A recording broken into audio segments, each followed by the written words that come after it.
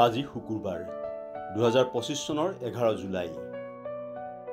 আজি বিশ্ব জনসংখ্যা দিৱস। 1987 চনৰ 11 জুলাইত বিশ্বৰ জনসংখ্যাই 500 কোটিৰ সংখ্যা অতিক্ৰম কৰিছিল। এই জনবিস্ফোৰণে কঢ়িয়াই অনা সামাজিক, অৰ্থনৈতিক আৰু পৰিৱেশগত প্ৰত্যাহ্বানসমূহৰ বিষয়ে সজাগতা সৃষ্টিৰ লগতে ইয়াৰ নিৰাময়ৰ উপায় উদ্ভাৱনৰ উদ্দেশ্যে ৰাষ্ট্ৰসংঘৰ আহ্বানক্ৰমে 1989 চনৰ পৰা এই দিনটো বিশ্ব জনসংখ্যা দিৱস হিচাপে পালন কৰা হয়। উভতি চাওঁ ইতিহাসত আজিৰ দিনটো। ঝুম্পা লাহিৰীৰ জন্মদিন। 1967 চনৰ 11 জুলাইত লণ্ডনত জন্ম হৈছিল ইণ্টাৰপ্ৰেটাৰ অৱ মালাডিজ, আনএকাষ্টমড আৰ্থ আৰু দ্য নেমছেক আদি চুটি গল্প আৰু উপন্যাসৰ ৰচয়িতা, পুলিটজাৰ বঁটা বিজয়ী ভাৰতীয় বংশোদ্ভৱ আমেৰিকান সাহিত্যিকগৰাকীৰ প্ৰকৃত নাম নীলাঞ্জনা সুদেশনা লাহিৰী। লৰেন্স অলিভিয়াৰৰ মৃত্যু। 1989 চনৰ 11 জুলাইত 82 বছৰ বয়সত ইংলেণ্ডৰ পশ্চিম ছাছেক্সৰ আছাৰাষ্টত মৃত্যু হৈছিল বিংশ শতিকাৰ মঞ্চ আৰু চিনেমাৰ অন্যতম প্ৰভাৱশালী ব্ৰিটিছ অভিনেতা পৰিচালকজনৰ। অমৃতা প্ৰীতমক শতাব্দী সন্মান প্ৰদান। 2000 চনৰ 11 জুলাইত খ্যাতনামা সাহিত্যিক অমৃতা প্ৰীতমক প্ৰদান কৰা হৈছিল পাঞ্জাবী সাহিত্যৰ সৰ্বোচ্চ বঁটা শতাব্দী সন্মান। সাহিত্যৰ ক্ষেত্ৰলৈ তেওঁৰ অৱদান আৰু প্ৰভাৱৰ স্বীকৃতিস্বৰূপে তেওঁলৈ এই সন্মান আগবঢ়োৱা হৈছিল। এই দিনত সৰ্বাধিক ৰানৰ অভিলেখ ব্ৰেডমেনৰ। 1930 চনৰ 11 জুলাইত অষ্ট্ৰেলিয়াৰ কিংবদন্তি ক্ৰিকেটাৰ ডনাল্ড ব্ৰেডমেনে ইংলেণ্ডৰ বিৰুদ্ধে লিডছৰ হেডিংলিত অনুষ্ঠিত টেষ্টৰ প্ৰথম দিনটোতে অপৰাজিত 309 ৰান কৰি টেষ্ট ক্ৰিকেটত এদিনত ব্যক্তিগত সৰ্বাধিক ৰানৰ বিশ্ব অভিলেখ স্থাপন কৰে। সৰ্বমুঠ 334 ৰান স্ক'ৰ কৰা ব্ৰেডমেনৰ এই ইনিংছটোত আছিল 46টা বাউণ্ডেৰী। দিল্লী লাহোৰ বাছ যাত্ৰা পুনৰ মুকলি।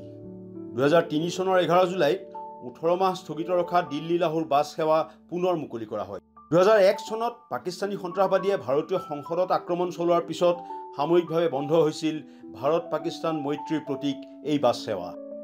1859 চনৰ 11 জুলাইত লণ্ডনত প্ৰথমবাৰৰ বাবে বাজি উঠিছিল বিগ বেন নামেৰে জনাজাত এলিজাবেথ টাৱাৰৰ বিখ্যাত গ্ৰেট বেল। ব্ৰিটেইনৰ সাংস্কৃতিক প্ৰতীক হিচাপে পৰিগণিত বিগ বেন 1987 চনত ইউনেস্কোৰ বিশ্ব ঐতিহ্য হিচাপে স্বীকৃত হয়। মহিলাৰ প্ৰথম অলিম্পিক সোণৰ পদক। 1900 চনৰ 11 জুলাইত ইংলেণ্ডৰ চাৰ্লট কুপাৰে মহিলাৰ অলিম্পিক টেনিছ ছিংগলছৰ প্ৰথম চেম্পিয়ন হৈ অলিম্পিকত ব্যক্তিগত স্বৰ্ণ পদক লাভ কৰা প্ৰথম মহিলা হিচাপে পৰিগণিত হয়।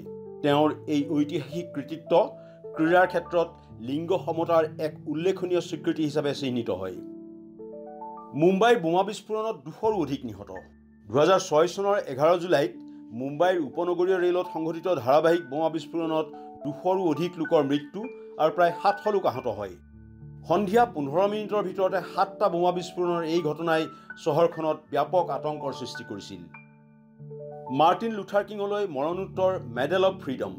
1977 চনৰ 11 জুলাইত মাৰ্কিন ৰাষ্ট্ৰপতি জিমি কাৰ্টাৰে মাৰ্টিন লুথাৰ কিং জুনিয়ৰক নাগৰিক আৰু মানৱ অধিকাৰৰ উন্নতিৰ ক্ষেত্ৰত অক্লান্ত কামৰ স্বীকৃতিস্বৰূপে মৰণোত্তৰভাৱে আমেৰিকাৰ সৰ্বোচ্চ অসামৰিক সন্মান ৰাষ্ট্ৰপতিৰ স্বাধীনতাৰ পদক প্ৰদান কৰে। আমেৰিকাৰ মহাকাশ কেন্দ্ৰ স্কাইলেবৰ পতন।